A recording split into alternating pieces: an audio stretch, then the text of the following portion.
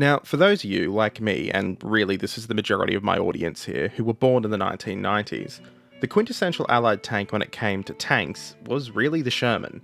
It's always the Sherman, be it on World War II PS2 games like World War II Tank Battles, which is the kind of game that you spend hours on end playing and thinking about, or be it on posters and media for movies or games or events or really just toys, you name it. It's always the Sherman. The Sherman is always there. Naturally, it was always followed close by a Tiger, and then after a few years it became fashionable to hate on the Sherman because Tiger weeaboo silliness.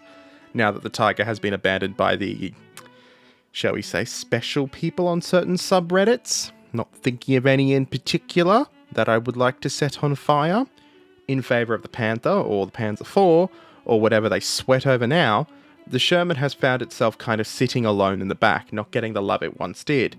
But also not getting despised anymore by bandwagoners who think it's fashionable to hate it because, oh, yeah, 5 Shermans to kill a tiger, ignoring the fact that they just worked in squads and, that's how they did it. It's not that deep, get a life and have a shower. But in my opinion, one of the coolest things about the Sherman is that unlike many of its counterparts, they were just so versatile. They worked. They just worked. They didn't have the biggest guns, they didn't have the most armor, they weren't the fastest, no, none of that. But they just worked. They were brilliant, and they were good at their job. Only look at how many variants there are from these to, not this needs to go away and never come back. And of course, this, the DD Sherman, for when you need your tank to swim. Now, in case you didn't notice, this video is very much coming out at a weird time for my usual scheduling, and that's because it's sponsored by Iron Wolf Studio and their latest creation, Sherman Commander. Now, Sherman Commander is a tactical tank simulator set in World War II where you command a platoon of Sherman tanks across famous battlefronts. The combat is intense and strategic, and as a tank commander, your job is to support the infantry and encounter enemy armor and defeat it, that you have to actually think about to defeat. Because the best part about this is that the AI is dynamic, it reacts to your moves, every decision you make matters, because just one mistake, one slip up and a German anti-tank shell or Panzerfaust is on its way to ruin you. One thing I will mention from playing this until far too early in the morning is that the tanks actually feel like tanks. They're not light speed racers, they actually feel big and bulky, and that's to me something that games often forget about, and it kind of bugs and irritates me that they do.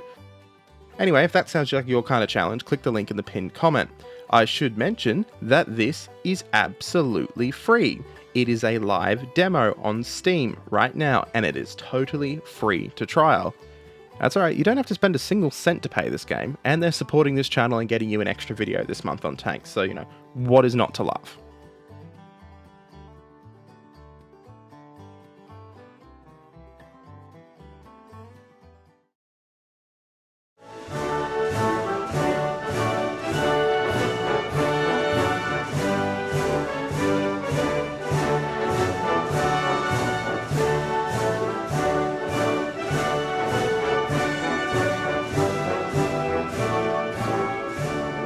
Now, to begin our story, I want to throw us back to the landing at Gallipoli in World War I, because it highlights just how important DD tanks really were.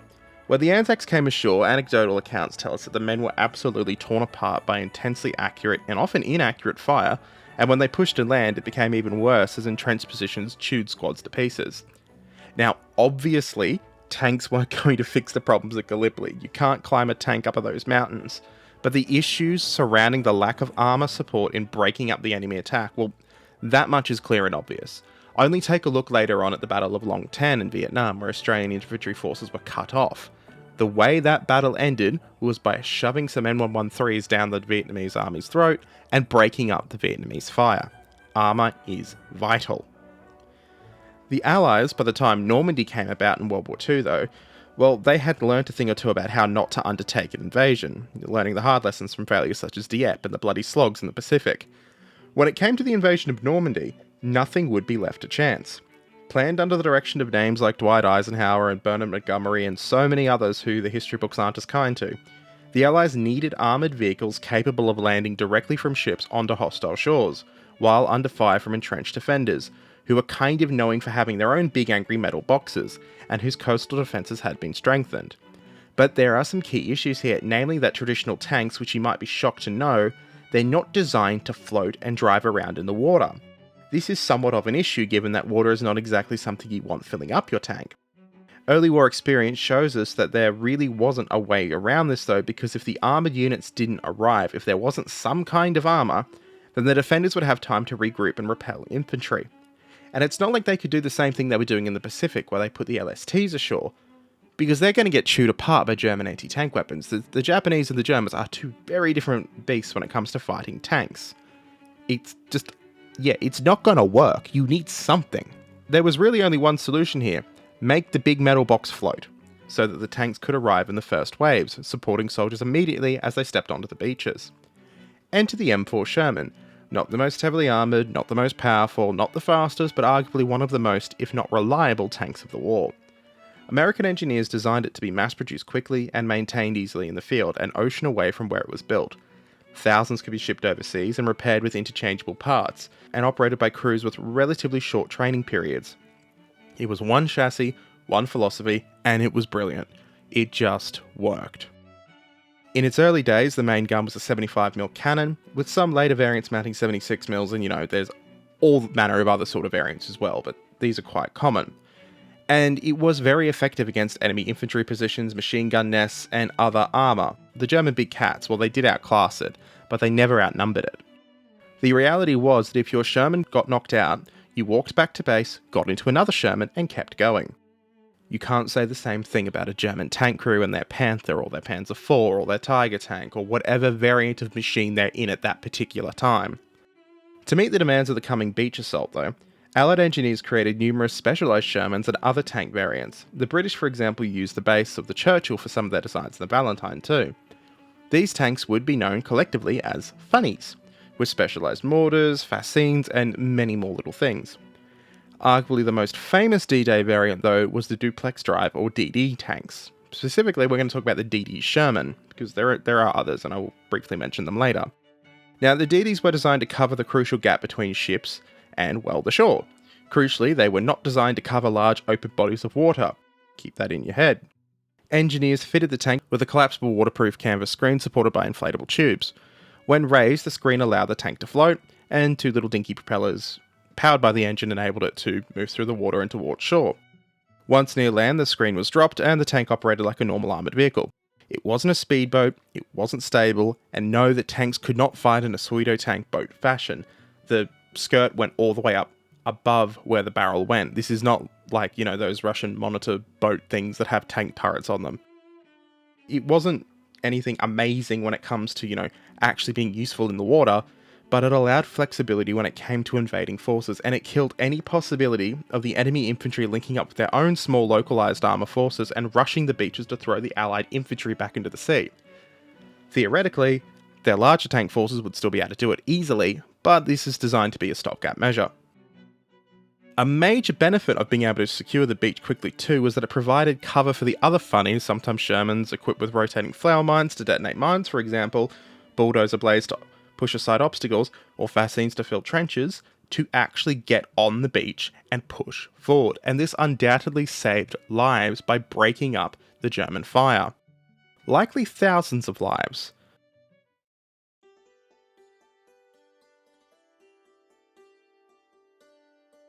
Now, D-Day, or Operation Overlord though, it's huge. It genuinely was just massive, so these blanket statements about tanks, well, it doesn't really do them justice. The invasion force landed along 5 beaches, and the experience of the tanks on these beaches varies. Each beach had different terrain, defences, and operational goals. So let's briefly go through the different beaches to just discuss how the DD tanks fared, because sometimes they worked great, other times not so much. Looking at you, Omaha. So we're going to start over in Utah Beach, where the conditions favour the deployment of the DD tanks. Many DD Shermans launched relatively close to the shore from their landing ships, and 27 of the 28 in that first wave reached land safely. They did land roughly around 2,000 yards away from their designated starting point though, due to a mix-up caused by the smokescreens. However, being able to get ashore quickly and in number, their presence provided immediate firepower against German strongpoints, and in short order the infantry secured the exits off the beach. Now, because the landing here faced lighter resistance than anticipated, these Shermans were quickly able to push inland, and this is where they sort of came into a bit of a bother, because they got stuck in a choke point by a German 88mm tank gun, which knocked out one Sherman and a second was lost to a mine. But after this issue was dealt with, they were able to support the airborne troops who had already landed behind enemy lines, and they worked very, very well. Concept proven, right? Well, if we just look at Utah, we'd be able to safely say without a shadow of a doubt that the DD tanks were inspired. They were brilliant. A great solution to a complex problem. But we can't just look at Utah, because now we have to go next door to Omaha. And, well, this story it's completely different and far more depressing. Just down the coast at Omaha, the DD Shermans found themselves in, to put it mildly, a less than optimal position. To start with, unlike Utah, the tanks had to be launched further out to sea. The tank's small dinky propellers struggled to deal with the waves that broke over the tanks while the currents dragged them off course. Many of the tanks began to fill with water, seeping into any opening within the vehicles, and as the waves picked up more and more, well, more water entered the tanks and they sank, dragging their crews down with them, completely unable to escape. Some of them managed to radio back to warn them, no, don't drop any more tanks into the water, but at the end of the day, only 2 of the 29 DD tanks from the 741st Battalion actually made it ashore. Despite these losses, the Shermans that did reach the beach, supported by those directly landed from craft, did prove pretty decisive. They did blast over bunkers, suppress machine gun nests, and, provide that cover for the infantry. But really, at the end of the day, this is 2 tanks for the loss of 27 and all their crews. Not a good trade. Survivors, though, did describe the morale boost of even seeing just 1 tank rumbling forward within the gunfire as quite inspiring, though, so there is that. Unlike Utah, though, the investment into the DD Shermans is pretty arguable as to whether or not it was worth it here, especially when you consider just how many tanks and crew were lost. And, the fact that the tanks that did the heavy lifting on Omaha actually came from the LSTs, or landing ship tanks. So, taken alone, Omaha is actually a complete failure for the concept. So you've got 1 failure and 1 positive. Thank God for the DD tanks, there are 5 beaches, so we're going to get a result here. Now, I'm going to put the British and Canadian beaches together, and I have a reason for it. Because something that a lot of people aren't aware of, though, is that the majority of the beaches on D-Day were assaulted by British and Canadian forces, not American forces. Yes, Hollywood has a lot to answer for. On Gold, Juno and Sword beaches, specialised Shermans played an especially important role as the British doctrine emphasised that close cooperation between armour and infantry. But they weren't alone, they were backed up by British variants of the DDs, including Valentine's, which is why I'm putting all these beaches together, because they played less of a pivotal solo role when there were more British tanks nearby. But, unlike the American beaches, there was some special emphasis put on ensuring that the engineering variants landed faster alongside these DD tanks. On Sword Beach, on the far eastern flank of the invasion, the DD tanks went into the water in relatively calm weather only 4 kilometres or 2.5 miles from shore. 5 of the tanks were unable to be launched though due to an issue with the first tank on the ship tearing its canvas and, causing a bit of a traffic jam. So they were later landed on the beach directly and they just fought normally. 1 tank did go down in the water after a collision with a landing ship, but overall the DD tanks on Sword Beach worked very, very well, and they did their job effectively. Completely smashing through the lines, blowing up the infantry, supporting the British infantry, exactly what they were designed to do.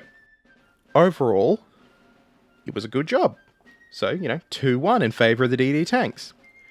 There we go to Gold Beach, where again the sea is far rougher, and this led to the DD tanks being delayed in their launch.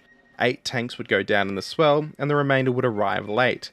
However, unlike Omaha, further DD tank launches were halted immediately, and then rushed in closer to shore and landed again in a secondary sort of, we're going to stop here and start again operation. It saved a lot of lives in the initial waves, because, they didn't sink, but there was incredibly intense anti-tank fire from shore, and this caused heavy losses on this part of the beach. But the assault worked, and like Sword, it was successful, so that's kind of a half point in their favour. It's really all down to Juno, isn't it, with the Canadians. Now, this is where we get again another bit of a mixed bag, because on the Canadian front at Juno Beach, only the DD tanks of the 1st Hussars were launched, and the 21 of the 29 tanks were able to reach the beach. But due to rough swells, the decision was made to not launch the Fort Garry Horse DD tanks. So Juno again is a bit of a mixed bag. The tanks kind of worked, and they kind of didn't. When they got to shore, they were brilliant, but they had to get to shore first, and that became a bit of a problem. On D-Day, the DD Shermans can't overall to be said to have changed the course of battle. They weren't some wonder weapon that changed the game. But they played a key role, and the design philosophy was sound. They made a difference, even if that difference was simply just saving a handful of Allied lives. I'm going to be generous, it was a lot more than a handful.